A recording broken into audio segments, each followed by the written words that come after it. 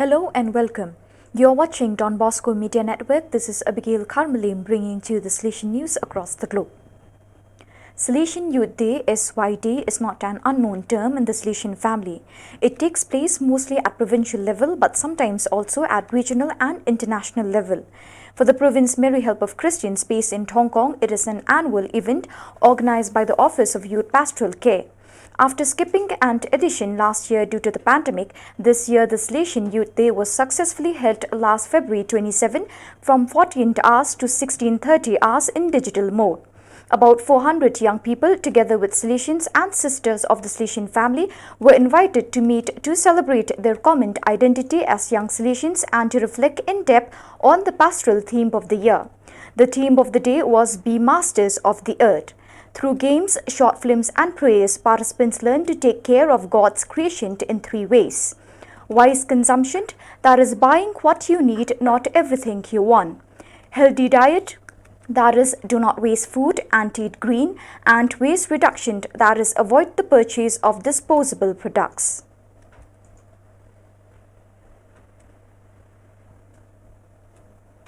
Rupa is 25 years old and lives in Tirupur, India. The pandemic has made her parents lost their jobs and she has not found a job to help her family either. Grace Ghana couldn't open her fashion store, her dream since she was a child. Jensi lost his job as a teacher, but in this time of pandemic, he gathered around a tree together with the 43 children of his village in India.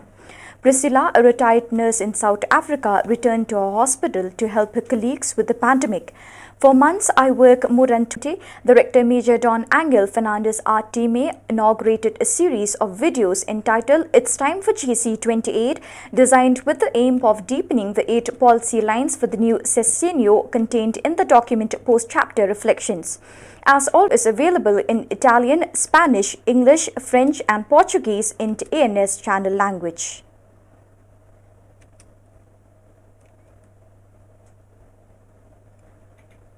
Five young people from various parts of Chile began their experiences as a Salesian aspirant and pre-novitiate on March 5th with the Eucharist in the San Juan Bosco Temple of La Cisterna.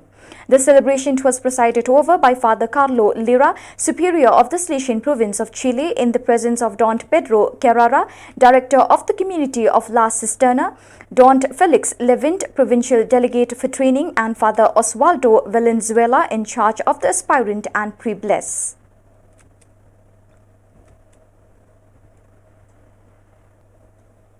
On 6 March, 5 young Salesians from the Inter-Inspectorial Theological Studentate of Krakow were awarded the Ministry of Latvia.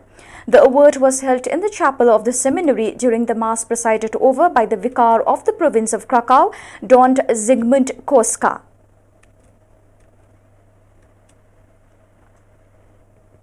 The Don Bosco Vocational Training Center in Buterere near Bujumbura celebrated African Environment Day on March 3rd. CFP Director Don Ferdinand Nonbenimana, SDB, explained the need for this day and called on participants to protect the environment so that humans and other living things can coexist in harmony. For the occasion, the CFP's Don Bosco Buterere Environmental Club planted fruit trees and various species in nearby schools, public and private places.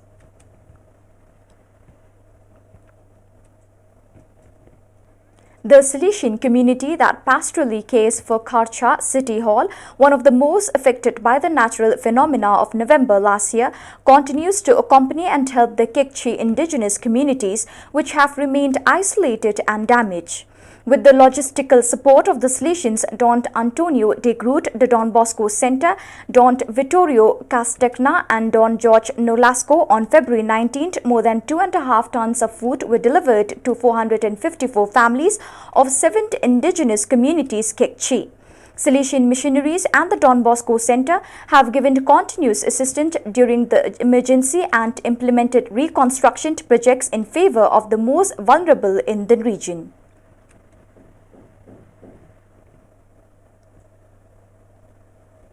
Don Thomas Palithanam, originally from the province of India, Hyderabad, INH, is the second representative of the Salesian congregation to the United Nations, specifically at the United Nations Economic and Social Council, ECOSOC. He took up this position in 2017, succeeding Don Thomas Brennan, who had carried it out since its inception in 2003.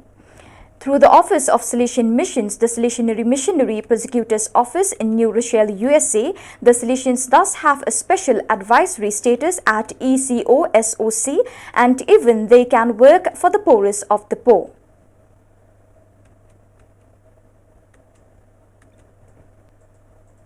You may have many good young people, but none surpasses Savio Domenico's beautiful heart and soul. This is how Mama Margareta spoke to Don Bosco about the young Domenico Savio, whose dies natalis falls today 9 March. He died in Mondonio on March 9, 1857. Don Bosco wrote in his biography and wept every time he reread it. His mortal remains are venerated in the Basilica of Mary Help of Christians. He was beatified in Rome on 5 March 1950 by Pius XII and canonized on June 12, 1954 again by Pius XII.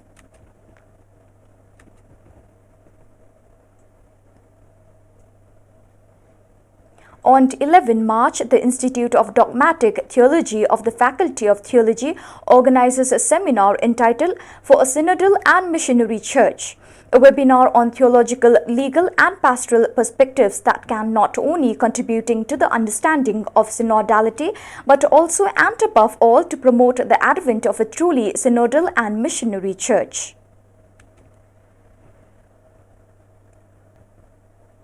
The administrators and lay accountants meeting of the Salesian province of Shillong was held on the 9th and the 10th of March 2021. The meeting started with a prayer led by Royal Dean Shadab, a youth coordinator. Father James Thirnyang, the economer, welcomed the participants and also introduced the agendas of the 2 days meeting. After the lighting of the lamp, Father Paul Linkott, the provincial, gave the inaugural address where he urged the participants to update and to comply with the new rules and regulations imposed by the government. He was also requesting the administrators to be cleaned with the accounts and documents of the respective communities. Father Cyril Turkey, the principal of DBTS Shillong, then animated the participants on project proposal, implementation and reporting. The second session was chaired by Father James Thirnyang. The economer on various GB reports and annual reports of the communities are presented for clarifications and learning.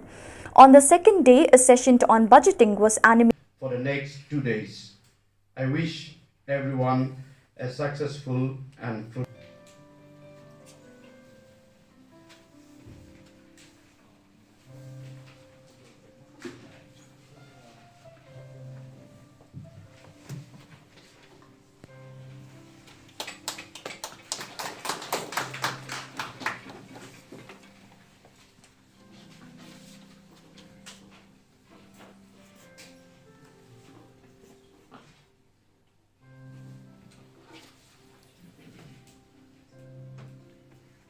Thank you for accepting our invitation and joining us at the 2-day meeting of administrators and lay accountants 2021 in Don Bosco Provincial House. It is my pleasure to welcome our dear Father Provincial, who in spite of your heavy schedule, you make time to be present in this inaugural function and to give an inaugural address. Welcome to you, dear Father Vice Provincial, for your presence here and especially for fixing this stage for our meetings. A warm welcome to you, dear fathers, brothers, and accountants and collaborators to this meeting. I also would like to welcome the resource persons who has agreed to share their knowledge and expertise to enhance our financial management.